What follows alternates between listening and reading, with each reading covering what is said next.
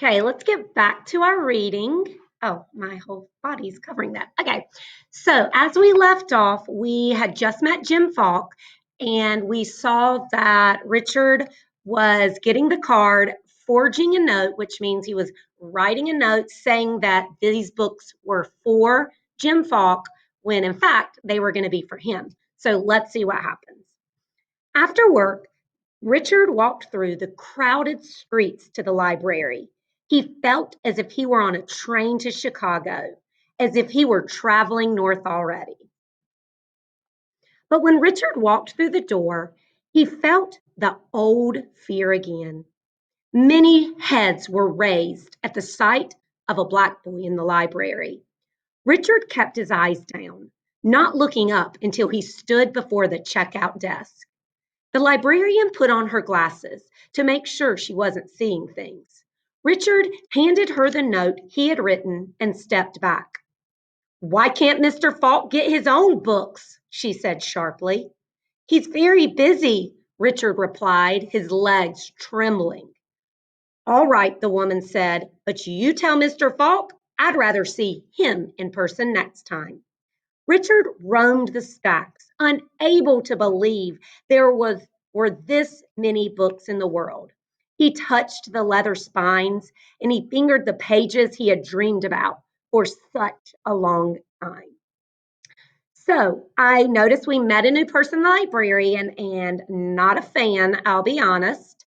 She is obviously judging him for his race and not wanting to let him in the library and questioning his thing. But I'm glad that she did let him go check those out. I hope he can keep doing it. So, what kind of person do you think Richard is as we go through this? I want you to constantly be thinking about that, adding that into your head.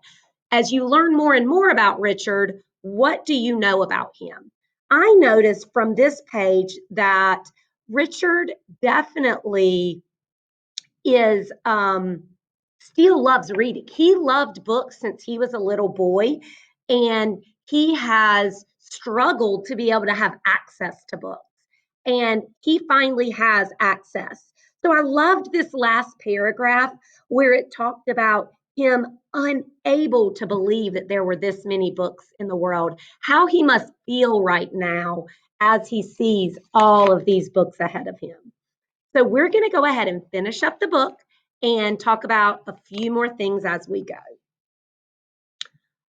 Oh, sorry. I try to find the best place for the book. Oh, oh, I'm sorry, guys. "Are you sure these books aren't for you?" the librarian asked in a loud voice when he went to check them out. Once again, heads turned, and Richard felt the eyes of white people on him. He thought he had been caught, that he would never be able to read the books he wanted so badly. But Richard told the lady what she wanted to hear, what she believed was true about all black boys like him. "No, ma'am," he said, "these books aren't for me. Heck, I can't even read." The librarian laughed out loud and stamped his books. Richard heard other people laugh as he walked out the door. So here we see that Richard's pretending to be something he's not because that's what other people think of him. And I find it really sad that the librarian, everybody laughed, like, yeah, that's crazy to think he's reading these books himself. When in fact, Richard probably has read more books than any of those white people in that library. That night, in his room, Richard read until the sun dimmed the electric light. He read the words of Dickens, Tolstoy, and Stephen Crane. He read about people who had suffered as he had, even though their skin was white. They longed for the same freedom Richard had spent his life trying to find. With the light of the sun coming through the window, Richard put down his book. He felt sleepy, but the words he had read echoed in his ears, colored everything he saw. He wondered if he would act differently, if others would know how these books had changed him. Richard knew he would never be the same again. That morning, he carried his books in a newspaper. Whenever he had the chance, whenever the office was empty for a minute, he read. Mr. Falk walked over, pretending that he was asking Richard to go and pick up his laundry for him. What'd you get? He asked under his breath. Richard opened the newspaper and showed him. Jim seemed shocked at first, but then a smile came over his face. Those are powerful books, Richard, he said. These books will stay with you for the rest of your life. But for now, he said, looking around the office, you should keep them to yourself. So, something we thought about earlier was about Jim Falk. And I see now that Jim Falk is definitely good people. He is excited for Richard and happy to see him reading. Richard tried to do just that. But as the time for the journey north came in closer, he didn't care who saw him reading.